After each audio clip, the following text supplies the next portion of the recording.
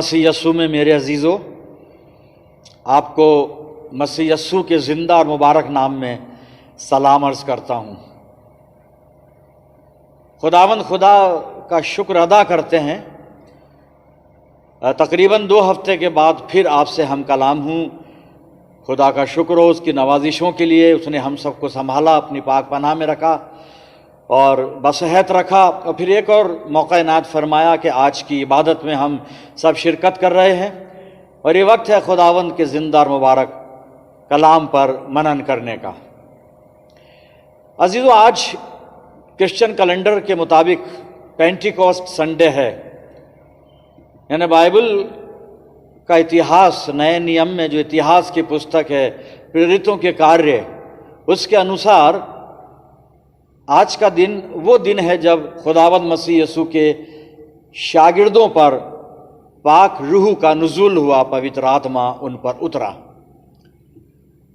और मैं ये चाह रहा था, सोच रहा था कि आपसे उस दिन के बारे में बात करूं जब शागिर्दों के ऊपर पवित्र आत्मा उतरा, पेंटिकॉस्ट के दिन। लेकिन पिता परमेश्वर ने, मेरे खुदा ने मुझको रोक दिया और कहा कि नहीं, वो सरमन नहीं जो मैं बताऊं वो सरमन देना है। मैं वो सरमन लेकर आया हूं मेरे अजीज़ों। आइए मैं आज के सरमन का जो टेक्स्ट है वो आपके सामने पढ़ूंगा। नए अहदनामे में, नए नियम में चलते हैं। इब्रानियों का खत निकाल लें। इब्रानियों की पत्री 5 अध्याय 7 से 10 पद में आपके सामने पढ़ रहा हूं।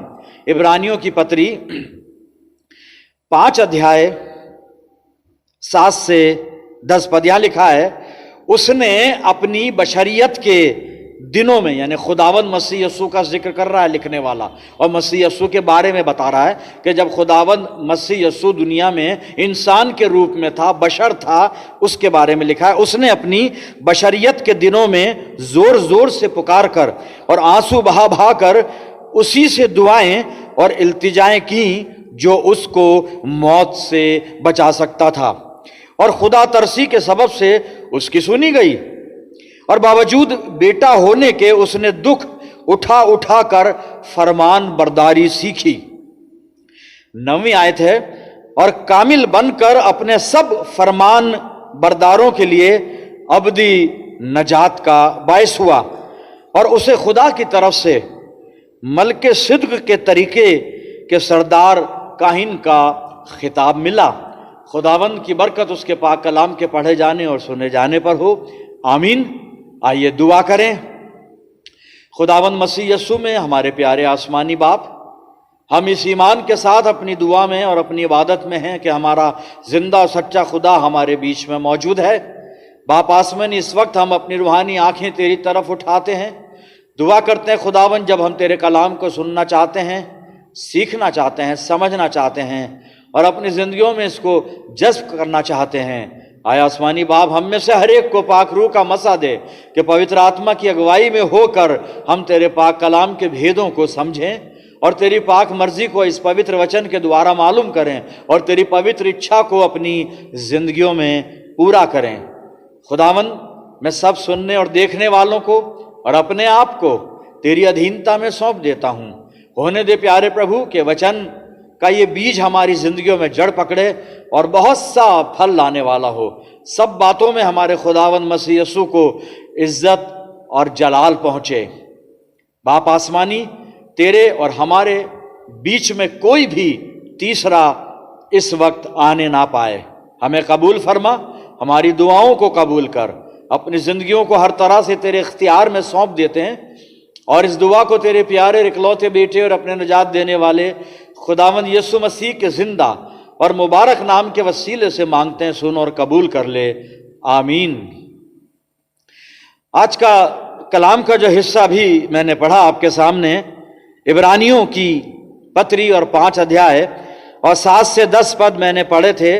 8 और 9 आयत में रिपीट करूंगा और उसी पर हम बात करेंगे, क्योंकि यहां पर बहुत कुछ लिखा हुआ है खुदावंद मसीह यस्सू के बारे में और हमारे बारे में।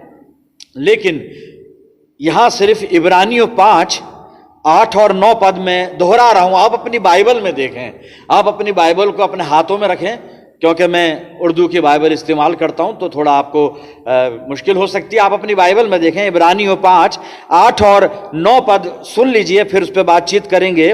यहां लिखा है इब्रानियों 5, 8 और 9, और बावजूद बेटा होने के, खुदावंद मसीह यीशु के लिए लिखने वाला कह रहा है, और बावजूद बेटा होने के उसने दुख उठा उठाकर फरमान बरदारी सीखी, आज्ञाकारिता सीखी, और कामिल बनकर अपने सब फरमान बरदारों के लिए अबदी नजात का बाइस हुआ।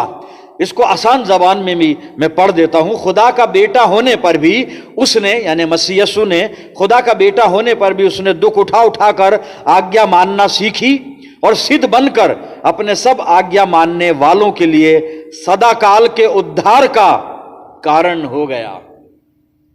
खुदावंद मसीह यीशु को यहां पर महायाजक से उपमा दी गई है, क्योंकि महायाजक या याजक ये वो लोग होते हैं जो लोगों और खुदा के बीच के ब्रिज होते हैं, पुल होते हैं। ये लोगों की दुआएं, लोगों की कुर्बानियां खुदा तक लेकर जाते हैं, खुदा के मज़बे पर पेश करते हैं। और यही काम खुदावंद मसीह यीशु ने किया, हम सब जानते हैं। वही हमारा मीडिएटर है, बिचवैया है। उसी ने खुदा बाप से हमारा मेल मिलाप करवाया है। वो हमारे बीच में आया, ने हमारे और खुदा के बीच में आया, और हमारे गुनाहों का कफारा देकर खुदा बाप से हमारा मेल करवा दिया। वो हमारा महायाजक। लेकिन इस महायाजक को मलकीसिदक, जो कि शालेम का राजा था और याजक भी था, उससे भी उपमा दी गई है। और ये अब्राहम के समय में इसका जिक्र हम पढ़ते हैं, उत्पत्ति 14 अध्याय में इसका जिक्र आता है, और ये अब्राहम से बहुत प्रभावित था। लेकिन उसी से मसीह यीशु को मिलाया गया कि जैसे वो याजक था, खुदा का एक खादिम था, लोगों के और खुदा के बीच में एक बिचवैया था। मसीह यीशु मेरे और परमेश्वर के बीच में एक मीडिएटर है, बिचवैया है, यानी आपके और खुदा के बीच में, हमारे और खुदा के बीच में। लेकिन इस मीडिएटर ने, यानी खुदावंद मसीह यीशु ने, जो हमें उद्धार दिया, वो उद्धार अपनी कुर्बानी देकर किया, ये हम जानते हैं। लेकिन उसमें कुछ और चीजें भी हैं जो धीरे धीरे बाइबल अनफोल्ड करके हमें बताती है। और ये 8 और 9 पद जो मैंने पढ़ा था, वहां पर लिखा हुआ है कि खुदा का बेटा होने के बावजूद भी उसने दुख उठा उठाकर आज्ञा मानना सीखी। कहना मानना सीखा, किसका? खुदा बाप का। और फिर बताता है, सिद्ध बनकर अपने सब आज्ञा मानने वालों के लिए सदाकाल के उद्धार का कारण हो गया। खुदावंद मसीह यीशु की आज्ञाकारिता के कारण मसीह यीशु ने दुख उठा उठाकर, बहुत सैक्रिफाइस करके परमेश्वर की आज्ञा का पालन किया, परमेश्वर की आज्ञा को पूरा किया, अपनी कुर्बानी सलीब पर दे दी। कोई खुदा का हुक्म था, हम सब के पापों का प्रायश्चित वहां पर चुकाया। और ये काम करके, जिसकी बुनियाद या बेस क्या है? आज्ञाकारिता, हम सब के उद्धार का, नजात का वसीला बना। मेरे अजीजों, मेरा और आपका उद्धार करता है यानी खुदावंद मसीह यीशु, वो दुखों में रहकर भी फरमान बरदार रहा, दुखों में रहकर भी खुदा बाप की आज्ञा का पालन किया उसने। और इसलिए किया उसने ताकि हम उसके द्वारा, मसीह यीशु के द्वारा नजात को हासिल करें। कलीसिया को खुदावंद मसीह यीशु की तरफ से नजात हासिल है, नजात हासिल होती है, नजात हासिल हुई है। पर अब प्रश्न यह है कि वर्तमान कलीसिया में कितने लोग हैं जिनको नजात मिली हुई है, जिन्होंने पर्सनल लाइफ में इस साल्वेशन का, उद्धार का एक्सपीरियंस किया है अपनी जिंदगी में। कितने लोग हैं कलीसिया में जिनका नया जन्म हुआ है?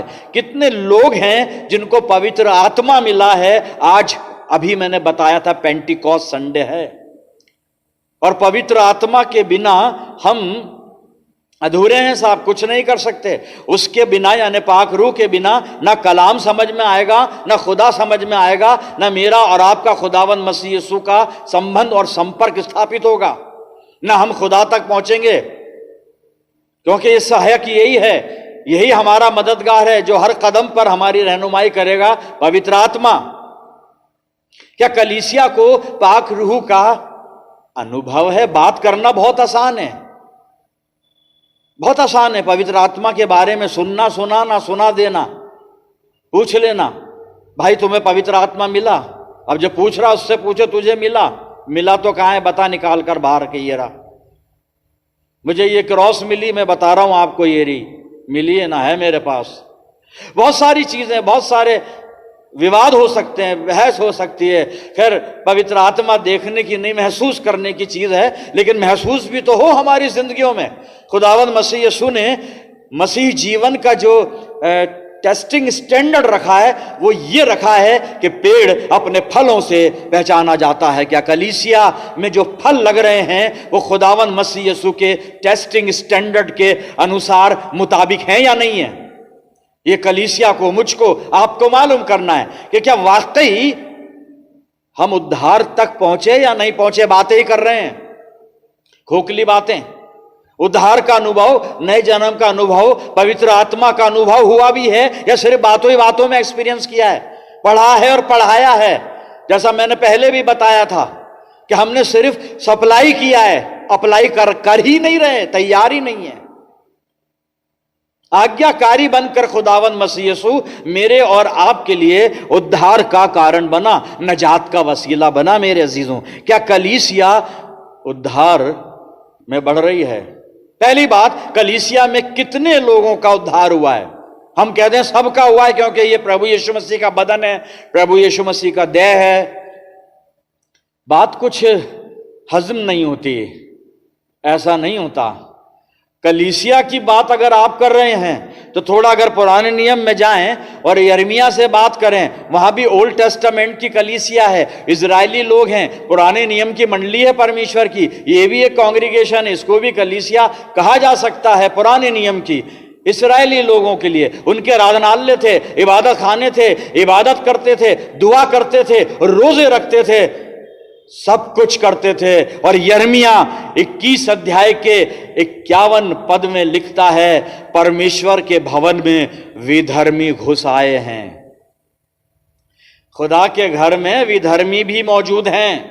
इंग्लिश वर्जन में लिखा है स्ट्रेंजर्स, और उर्दू में भी लिखा है अजनबी घुस आए, लेकिन हिंदी वर्जन बड़ा खूबसूरत उसको एक्सप्लेन कर रहा है।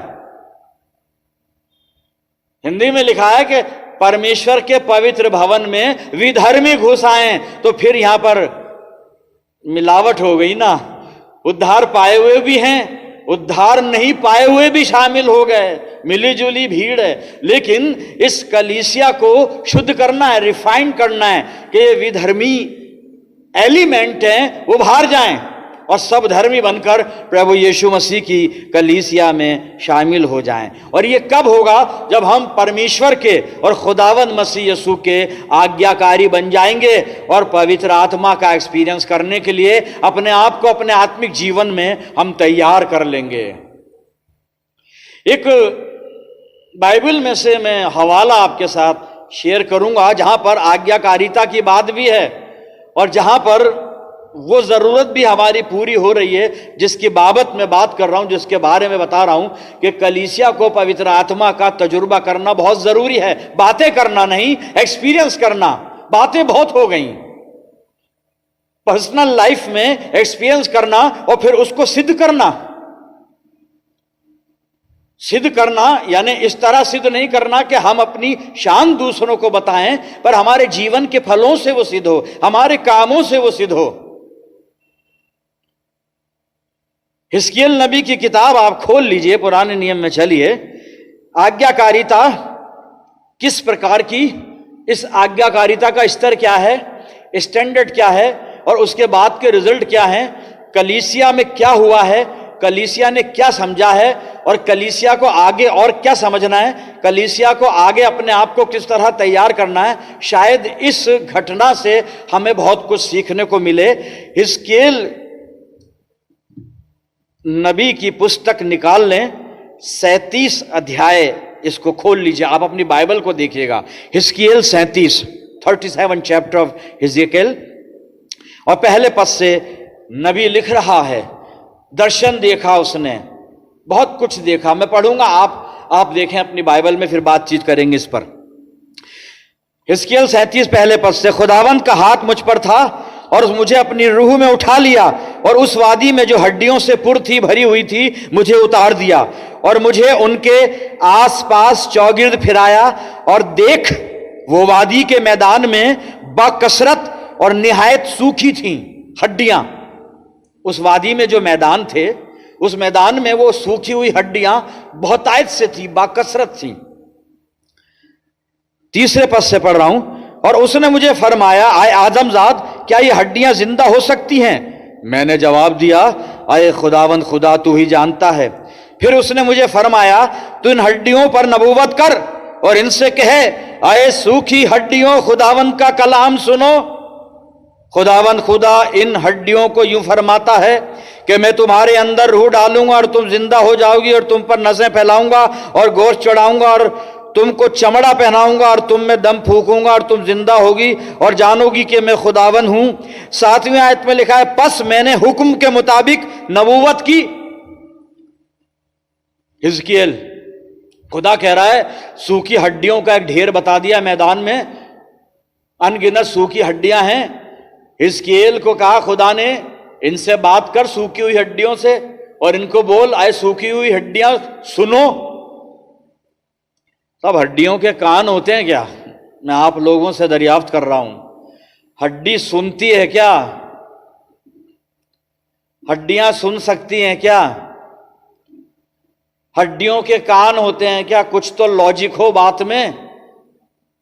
हिजकिय्याल पूछ सकता था, खुदा से बात कर सकता, खुदा सुनने के लिए तूने कायनात में हर जानदार को कान दिए, 2 कान है सबके पास, बाहर के कान भी और अंदर के कान भी। लेकिन हड्डियों के तो कान ही नहीं है, कहीं भी, ना बाहर का ना अंदर का, ये सुनेंगी कैसे? लेकिन हिजकिय्याल कहता नहीं, खुदा ने मुझे कहा कि नबूवत कर, ये बात बोल हड्डियों को, तो मैंने कहना और बोलना शुरू कर दिया। ये आज्ञाकारिता है साहब। जहां पर कुछ समझ में नहीं आए, जहां पर कुछ हमारा दिमाग या हमारी अक्ल जहां पर किसी चीज से सहमत ना हो, लेकिन अगर परमेश्वर कह रहा है कि तुम्हें मेरी बात माननी है, तुम्हें मेरी बात से सहमत होना है, दुनिया से नहीं, तुम्हें मुझसे सहमत होना है, दुनिया के ज्ञान से नहीं, वहां हम जब सहमत हो जाते हैं, यह होती है आज्ञाकारिता, जिस आज्ञाकारिता की बात बाइबल करती है। हम हुक्म मानते हैं, हम कहना मानते हैं, पहले अपनी अक्ल से सोचते हैं उसको, समझते हैं उसको, फिर उसका हम नतीजा देखते हैं, फिर उसके हम रिजल्ट सोचते हैं, फिर आसपास वालों को देखते हैं, फिर आसपास वालों से पूछते हैं, अपने दोस्तों से, अपने हिमायतियों से सलाह मशवरा करते हैं, कमेटीज बुलाते हैं, विचार विमर्श करते हैं, वाद विवाद होता है, बहसें छिड़ती हैं, 4 राजी होते हैं, 3 राजी नहीं होते हैं, वगैरह वगैरह वगैरह वगैरह। पता नहीं क्या हो रहा है खुदा की बादशाहत में। खुदा जो कह रहा है बस वो सुनना है, नो लॉजिक, नो विवाद, दुनियावी अक्ल नहीं, दुनियावी समझ नहीं। वही हो रहा है यहां पे, हिजकिय्याल वही कर रहा है साहब। इसी को कहते हैं आज्ञाकारी था, यही फरमान बरदारी है। और खुदा ऐसी ही बातें करता है अक्सर, हमारे मतलब की नहीं होती ये बातें। खुदा वो बात करता है जिससे परमेश्वर को महिमा पहुंचे। हमारी बातें हमारी महिमा के लिए होती हैं, हमारी बातें अपनी खुद की बढ़ोतरी के लिए होती हैं, खुद की शान बताने के लिए होती हैं साहब।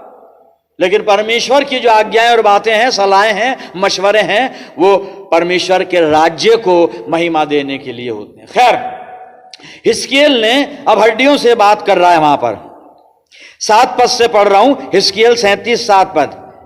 वहां पे हिजकिय्याल कहता, पस मैंने हुक्म के मुताबिक नबूवत की, भविष्यवाणी की, और जब मैं नबूवत कर रहा था तो एक शोर हुआ। यहां शोर हुआ, और पेंटिकॉस्ट वाले दिन भी शोर हुआ था जब पवित्र आत्मा उतरा था। शोर हुआ, और देखो जलजला आया। वहां पर भूकंप आया था पेंटिकॉस्ट के दिन, यहां जलजला आया। और हड्डियां, वो एक ही चीज है, भूकंप, जलजला, वो सब चीज वही। और हड्डियां आपस में मिल गई। लो जी, हड्डियों में ना कान है, ना आंख है, ना हड्डियों के अंदर कोई समझने की शक्ति, ना सुनने की शक्ति, कुछ भी नहीं है, हड्डी सिर्फ हड्डी है, लेकिन लिखा है कि वो आपस में मिल गई। ये कैसे हुआ? इम्पॉसिबल, हो ही नहीं सकता भाई। जब खुदा बीच में आ गया तो फिर सब कुछ पॉसिबल है, सब कुछ है। फिर परमेश्वर के लिए तो कुछ भी असंभव नहीं है ना। तो हड्डियां आपस में मिल गईं, शोर हुआ, जलजला आया, हड्डियां आपस में मिल गईं, हर एक हड्डी अपनी हड्डी से मिल गई, यहां लिखा है। और 8वीं आयत शुरू होती है, और मैंने निगाह की तो क्या देखता हूं कि नसें और गोश्त उन पर चढ़ाए और उन पर चमड़े की पोशिश हो गई। आगे भी लिखा है, अभी नहीं पढ़ूंगा, बाद में पढ़ूंगा। इतना काम हो गया, दुआ हुई और दुआ से हड्डियां हिल गईं, हड्डियां जुड़ गईं, शोर हो रहा है, जलजले आ रहे हैं और हड्डियों पर नसें भी आ गईं, हड्डियों पर गोश्त भी चढ़ गया, हड्डियों पर चमड़ा भी खुदा की तरफ से पहना दिया गया। लेकिन इस आयत के आखिर में एक दर्दनाक बात लिखी है। यहां पे हिजकिय्याह कहता है, इस तरह सब कुछ होने के बाद भी हड्डियों में दम नहीं था। हिंदी वर्जन में लिखा है 8वीं आयत के आखिर में कि उनमें सांस नहीं थी। यह कलीसिया की तस्वीर है साहब।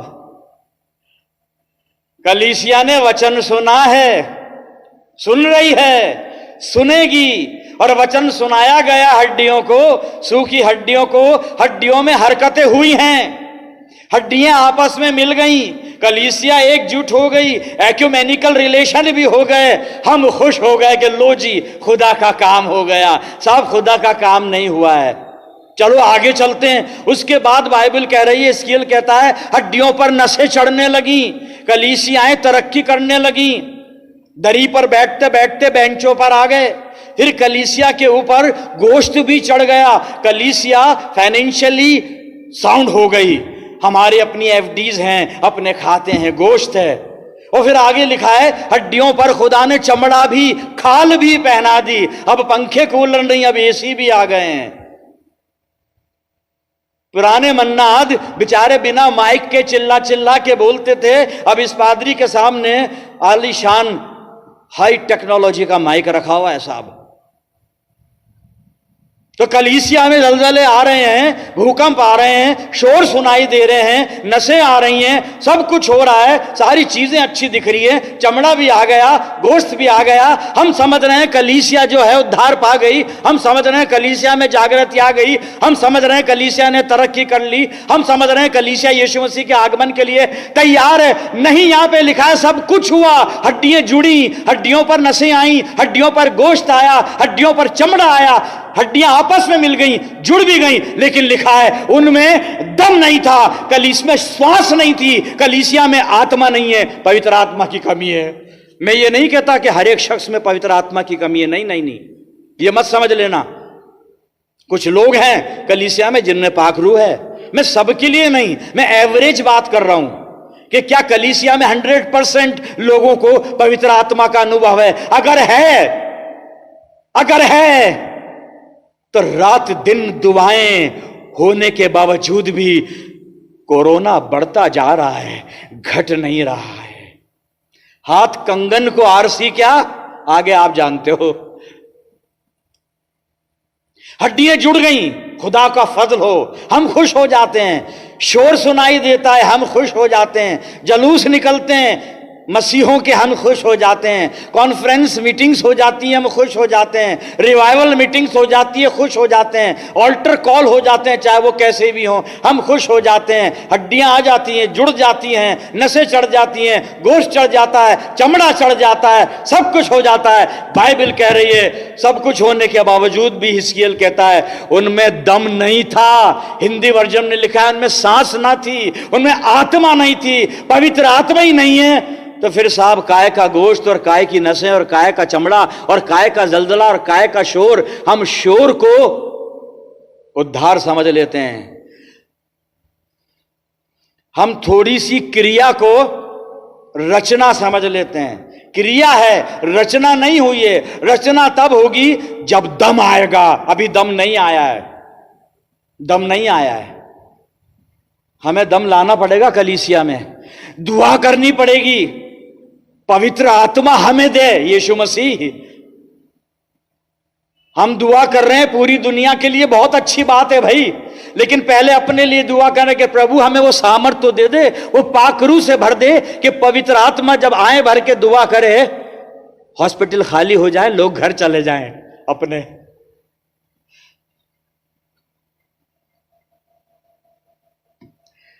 मुझे मेरे जीवन को टटोलना पड़ेगा, मुझे परमेश्वर से बात करनी पड़ेगी। ये क्या हो गया? क्या मैंने आज्ञा नहीं मानी? हाँ, शायद आज्ञा नहीं मानी, बहुत कुछ किया, लेकिन जो खुदा कहता रहा वो नहीं किया, जो खुदा चाहता है वो नहीं किया। मर्जी सिर्फ अपनी पूरी की, कभी आज्ञाकारिता के साथ उसकी इच्छा पूरी नहीं की। जो परमेश्वर ने कहा, जो उसने चाहा, वो हमने अपने जीवन में शायद नहीं किया। मेरे से नहीं, कलीसिया में होंगे 2 4 10 जरूर होंगे जो उसकी इच्छा भी पूरी करते होंगे, जिनको पवित्र आत्मा पूरी तरह से इनका समाया हुआ बिल्कुल है। ऐसा नहीं कि टोटली नहीं, लेकिन मेजोरिटी की बात करें, मेजोरिटी जो है खाली है साहब, मेजोरिटी खाली है। हमारे पास प्रमाण है, सबूत हैं, मैं दे सकता हूं, बात करिए मुझसे बाद में आप इत्मीनान से। और यहां पे 8 पद में वो कह रहा है कि हिस्कियल 37, और मैं 9 पद 8 पद आप तक पढ़ चुका था कि उनमें सब कुछ होने के बाद भी दम ना था, उनमें आत्मा की कमी थी, पवित्र आत्मा की कमी थी। बहुत अच्छा लग रहा था, बहुत अच्छा लग रहा है, लेकिन कलाम कह रहा है कि सब कुछ अच्छा है, तुम्हारे शोर अच्छे हैं, तुम्हारी दुआएं अच्छी हैं, तुम्हारा दिखावा अच्छा है, तुम्हारे सारे काम अच्छे हैं, योजनाएं अच्छी हैं, पवित्र आत्मा तो ले आओ। और 9वीं आयत पढ़ रहा हूं मैं, हिजकियेल 37 9वीं। तब उसने मुझे फरमाया कि नबूवत कर, अब भविष्यवाणी कर, तू हवा से नबूवत कर, हवा से बात कर। आए आदमजाद, और हवा से क्या? खुदावंद खुदा यूं फरमाता है कि आए दम। अब यहां थोड़ा सा समझने की बात है साहब, देखो, हवा तो ये है एयर, ये हवा नहीं है वो। अब वो असली शब्द लिख दिया बाइबल ने, यहां पे लिखा है आए दम, आए दम, बात दम की है। ये वही दम है जो मिट्टी के पुतले में खुदा ने अपना दम फूंका था। मिट्टी के अंदर मिट्टी का एक स्टेच्यू पुतला था वो, और खुदा ने अपना दम उसमें फूंक दिया, और दम फूंका तो मिट्टी का पुतला, वो मिट्टी का पुतला नहीं था, खुदा का दम फूंकते ही आदम बन गया। कुछ हमारे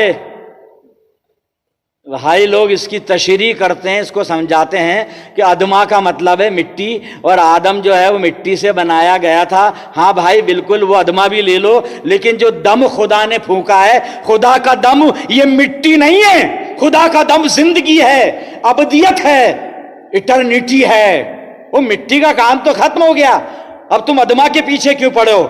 अदमा भूलो, अब दम पर आओ। और ये दम क्या है? खुदा ने, वहां लिखा है, खुदा ने आदम के नथनों में जो सिर्फ मिट्टी था, अपना दम फूंक दिया, और दम फूंकते ही वो मिट्टी आदम बन गई साहब। ये है वो पवित्र आत्मा जिसकी बात नए नियम में यीशु मसीह कह रहा है कि मैं तुम्हें एक मददगार दे के जाऊंगा। खुदा का दम, खुदा का रूह, जिसको हम पाक रूह कह रहे हैं। खुदा की रूह के अलावा कोई रूह पाक हो नहीं सकती, या तो खुदा की रूह या मसीह यीशु की रूह, एक ही है वो अभी ट्रिनिटी आ गई है, तसलीस, पिता पुत्र पवित्र आत्मा एक ही है, इसको अलग कर नहीं सकते हम। लेकिन क्योंकि विषय ये नहीं है, इस पे बात नहीं करूंगा मैं, बड़ा पेचीदा मामला है।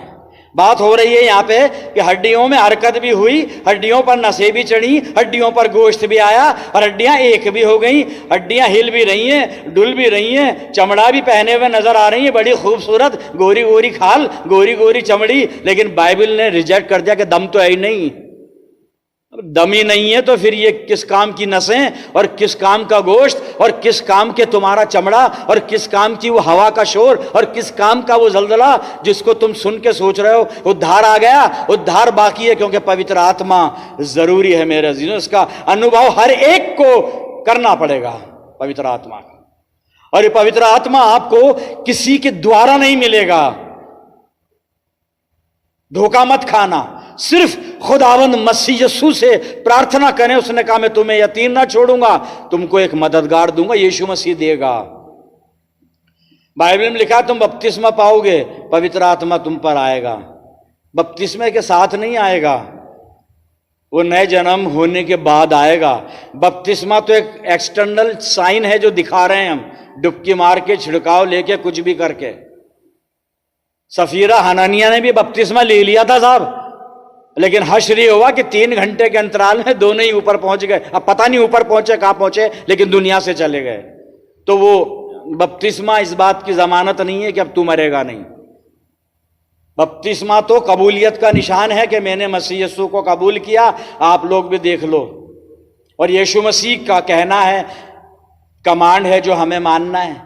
नजात तो मसीह यीशु को दिल में रख लेने के बाद है, पवित्र आत्मा को ओढ़ने और पहनने के बाद है। मेरे अजीजों, वो कह रहा है, फिर मैंने आगे पढ़ा था कि मैंने कहा दम, हवाओं से कहा कि आए दम तू चारों तरफ से आ, 9वीं आयत चल रही है, और इन मकतूलों पर फूंक के जिंदा हो जाएं। और यहां पे लिखा है,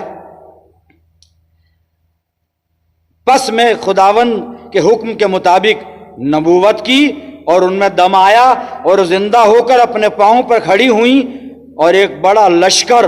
तब उसने मुझे फरमाया, आए आदमजाद, आगे और बहुत सारी चीजें। वो इसराइलियों के लिए कहा गया था वहां पे। मैं आज कलीसिया के लिए बात कर रहा हूं, मैं भी आपका एक हिस्सा हूं साहब।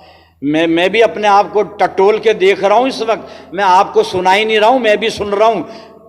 मेरा जमीर, मेरी रूह सुन रही है इस चीज को कि मेरे को वो पाक रूह मिला के नहीं मिला, कि जिसके बिना मेरा ये सब कुछ बेकार है। आज पेंटिकॉस्ट का संडे है, हम पवित्र आत्मा के लिए प्रार्थना करें, पवित्र आत्मा के लिए खुदा से दुआ करें, खुदा ये पाक रूह का तजुर्बा मुझे दे दे, पवित्र आत्मा मेरे अंदर डाल दे, ताकि मैं उद्धार तक पहुंचूं और इस पवित्र आत्मा के तजुर्बे के साथ, पवित्र आत्मा की सामर्थ के साथ मैं औरों को भी यीशु मसीह के पास लेकर आ जाऊं, दूसरों के लिए भी उद्धार का वसीला बन जाऊं। लेकिन इन सब के पीछे एक शर्त है, मुझे और आपको आज्ञाकारी बनना पड़ेगा परमेश्वर का।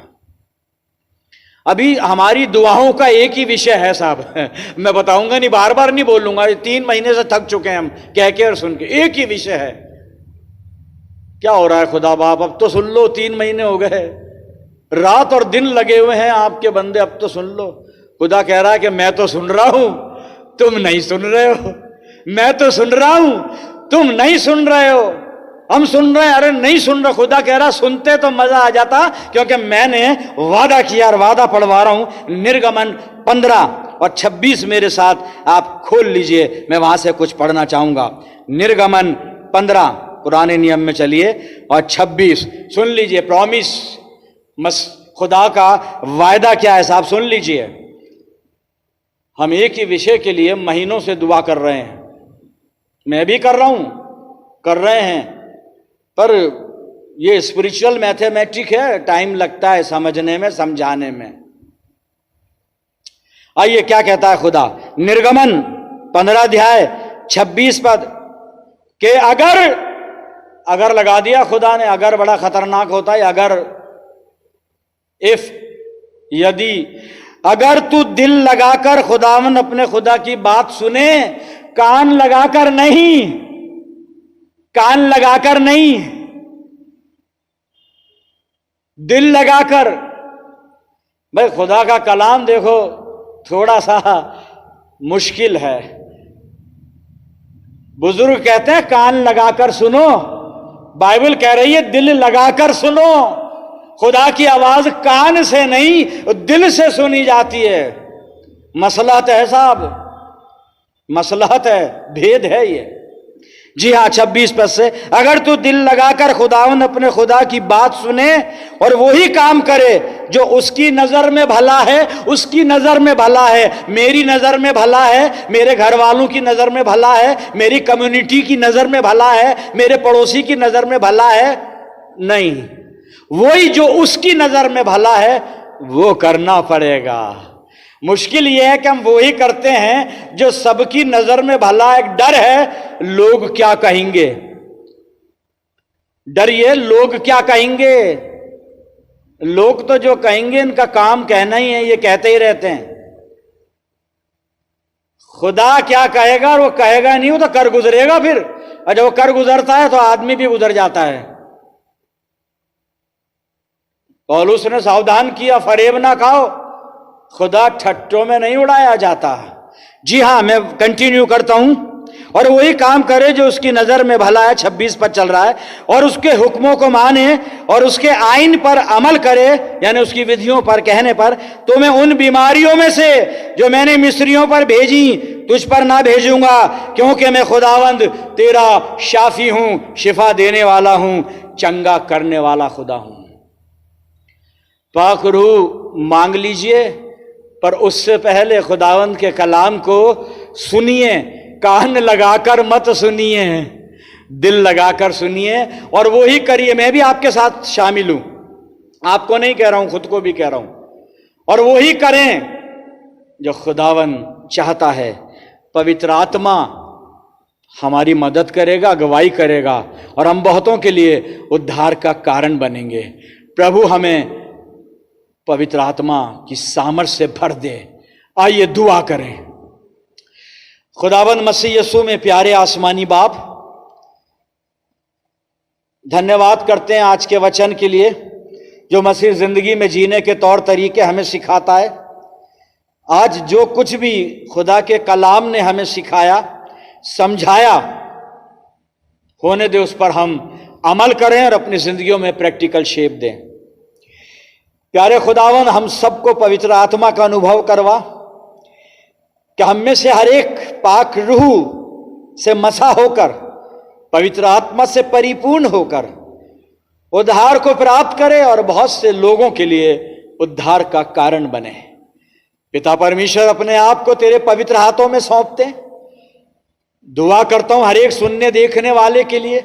इन सब अजीजों पर तेरी शफकत, रहमत और बरकत का साया हमेशा बना रहे। प्यारे खुदावन, हम सब मिलकर इस वक्त पूरी दुनिया के लिए दुआ करते हैं कि जो कहर बरपा है हमारे गुनाहों की वजह से है, इसे हम कबूल करते हैं और दुआ करते हैं हमारे गुनाहों को माफ कर, और खुदावंद इस कहर को दुनिया पर से टाल दे, इस कहर को रोक दे। प्यारे खुदा बाप, हमें एक मौका इनायत कर कि हम तौबा के साथ एक नई जिंदगी की शुरुआत करें और पाक रूह की रहनुमाई होकर तेरी मर्जी का पालन अपने जीवन में करें और अपनी जिंदगियों में तेरे हुक्मों को पूरा करें। प्रभु जी, अपने आप को तेरे पाक हाथों में सौंपते हैं और इस दुआ को बड़े ईमान के साथ, बड़ी दीनता नम्रता के साथ तेरे प्यारे इकलौते बेटे, अपने नजात देने वाले खुदावंद यीशु मसीह के जिंदा मुबारक नाम के वसीले से मांग लेते हैं। सुन और कबूल कर ले, आमीन। अब हमारे खुदावंद मसीह यीशु का फजल, खुदा बाप की मोहब्बत, पाक रूह की रहनुमाई, पाक रूह की शिराकत, रिफाकत हम सब के साथ, तमाम सुनने देखने वालों के साथ और तमाम ईमानदारों के साथ अब से लेकर हमेशा तक होती रहे। आमीन।